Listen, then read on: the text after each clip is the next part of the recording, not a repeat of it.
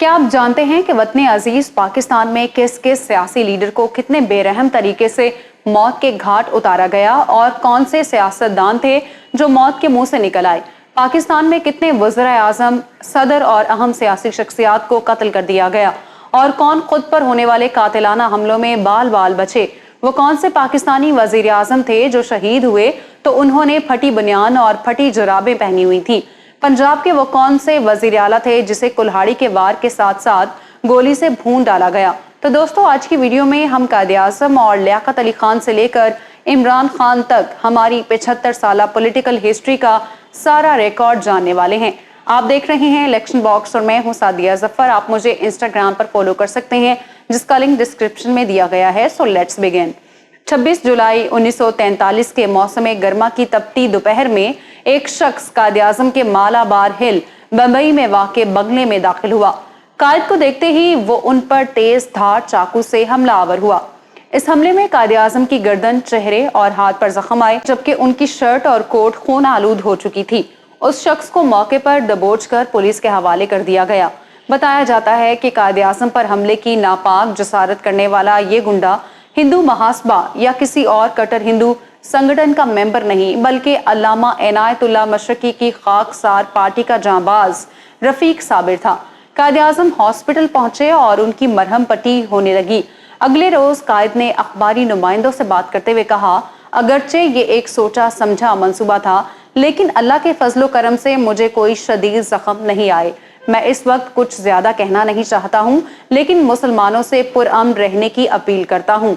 हमें शुक्र अदा करना चाहिए कि मैं मौजज़ाना तौर पर बच गया, लेकिन मुझे शायद अफसोस है कि ये बुज़दिलाना हमला एक मुसलमान ने किया। रफीक साबिर पर ताज़ीरात हिंद की धारा 307 के तहत बम्बई हाई कोर्ट में मुकदमा भी चलाया गया। कायदे आज़म मोहम्मद अली जिन्ना अपनी जिंदगी में पहली बार गवाहों के कटहरे में खड़े हुए तो उनसे सरकारी वकील और वकील दिफा ने पूछताछ की।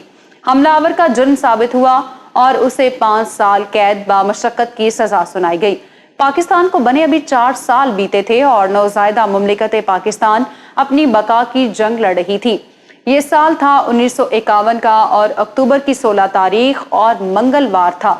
रावलपिंडी का कंपनी बाग में पंडाल सज चुका था और अवाम का जम्मे गफीर मेहमान खसूसी की तकरीर सुनने को बेताब था।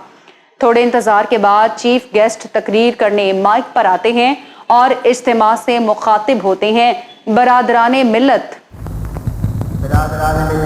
अभी उनकी जबान से बरादराने मिल्लत के अल्फाज अदा होते हैं कि वहां मौजूद साइड अकबर नामी शख्स उन पर गोली चला देता है और यूं 1 लाख लोगों के सामने उनका महबूब कायद जख्मी होकर गिर पड़ता है।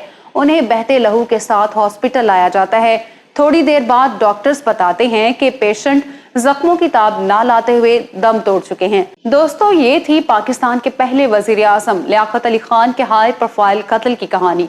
दुश्मन भारत की आंखों में आंखें डालकर बात करने वाले और मुक्का लहराकर मगरूर भारत को औकात याद दिलाने वाले कायदे मिल्लत लियाकत अली खान के हवाले से किताबों में तहरीर है कि जब उन्हें जख्मी हालत में अस्पताल मुंतकिल किया जा रहा था तो उस वक्त उनकी ज़बान पर यही अल्फाज थे कि खुदा पाकिस्तान की हिफाजत करे, खुदा पाकिस्तान की हिफाजत करे।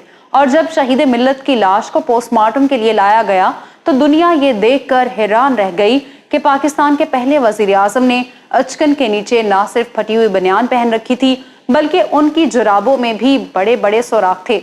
पाकिस्तान के पहले वजीर आज़म बगैर किसी वसीयत या आखिरी पैगाम के एक बेवा, 2 कमसिन बच्चों और 4 सिगरेट लाइटरों पर मुश्तमिल अपनी कुल जायदाद छोड़कर हमसे रुखसत हो गए। कायदे मिल्लत के बाद ये भी सिलसिला रुका नहीं, बल्कि हर दौर में सियासतदान गोली का निशाना बनते रहे। 1958 के मार्शल लॉ के बाद field marshal general Ayub Khan सदर पाकिस्तान बने। वो पाकिस्तान के पहले सदर थे जिन पर कातिलाना हमला हुआ, लेकिन वो बच निकले।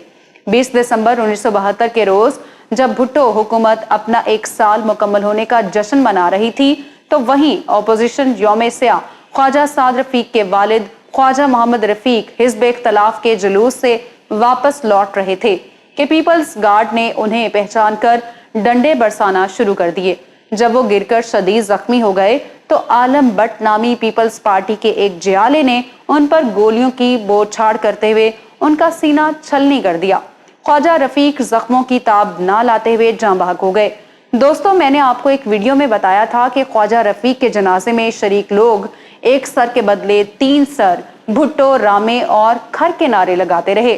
پیپلز پارٹی کے جیالوں کی ہٹ لسٹ میں شامل جنرل محمد ضیاء الحق پر بھی قاتلانہ حملے ہوتے رہے، لیکن وہ ہمیشہ بچ نکلے۔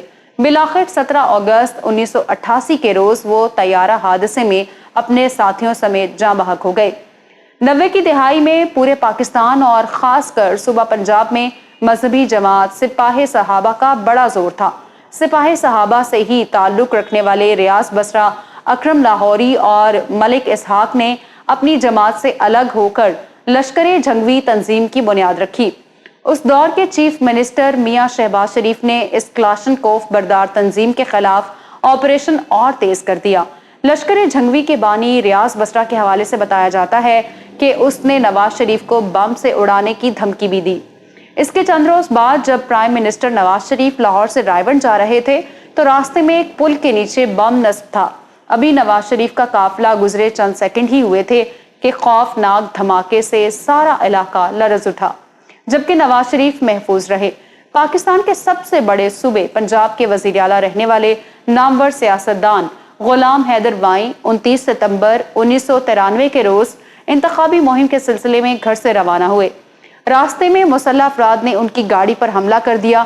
پہلے کلہاڑیوں سے گاڑی کے شیشے توڑے اور پھر غلام حیدر وائیں کے سینے پر پستول تان کر انہیں گاڑی سے باہر نکال کر ان پر گولیوں کی بوچھاڑ کر دی، جس کے نتیجے میں وہ موقع پر ہی دم توڑ گئے۔ پرویز مشرف پاکستان کے وہ اکلوتے صدر گزرے ہیں جن پر یکے بعد دیگرے 2 انتہائی خطرناک حملے کیے گئے، جن میں وہ معجزانہ طور پر بچ نکلے۔ ان پر 14 دسمبر 2003 میں پہلا حملہ راولپنڈی کے نزدیک ریموٹ کنٹرول بم کے ذریعے کیا گیا۔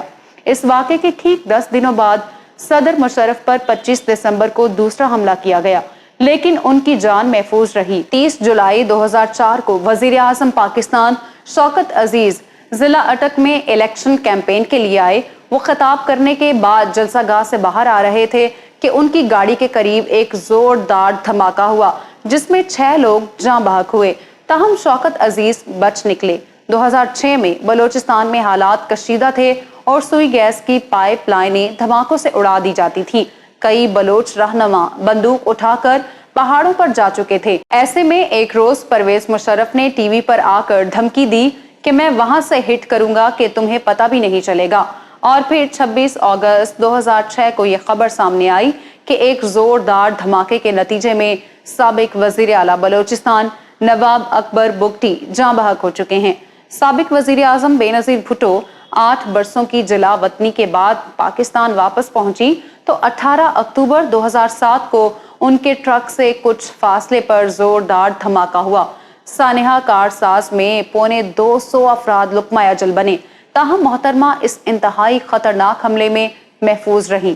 اس واقعے کے چند ہفتوں بعد 27 دسمبر کو بی بی بے نظیر راولپنڈی کے لیاقت باغ جلسے سے واپسی پر شہید کر دی گئیں۔ پاکستان میں مار دیے جانے والے سیاسی رہنماؤں میں نواب محمد احمد قصوری، ڈاکٹر خان صاحب، ڈاکٹر نذیر احمد، چودھری ظہور الہی، میر مرتضی بھٹو، مولانا اعظم طارق، حکیم سعید اور سلمان تاثیر شامل ہیں۔ آج سے چند ہفتے پہلے لانگ مارچ کے دوران وزیر آباد کے مقام پر عمران خان پر سیدھی گولیاں چلا دی گئیں۔ عمران خان اور ان کے کئی ساتھی اس حملے میں زخمی ہوئے، جبکہ ایک کارکن جاں بحق ہوا۔ عمران خان زخمی حالت میں وزیر آباد سے لاہور شوکت خانم ہاسپٹل لائے گئے، لیکن وہ یہاں سے بھی اپنے کارکنان کا خون گرماتے رہے۔ عمران خان اب صحت یاب ہو کر ایک بار پھر سے پالیٹکس میں ان ایکشن نظر آ رہے ہیں۔ امید کرتی ہوں آج کی ویڈیو آپ کو پسند آئی ہوگی۔ اگر آپ نوابزادہ لیاقت علی خان کے فیکٹس جاننا چاہتے ہیں تو یہاں اوپر کلک کریں۔ عمران خان کی کہانی کے لیے یہاں نیچے اور جنرل محمد ضیاء الحق کے ڈاکومنٹری آپ کو یہاں ملے گی۔ الیکشن باکس کو سبسکرائب کر لیں، ہماری ویڈیوز کو دیکھتے رہیں۔ اللہ حافظ ناصر۔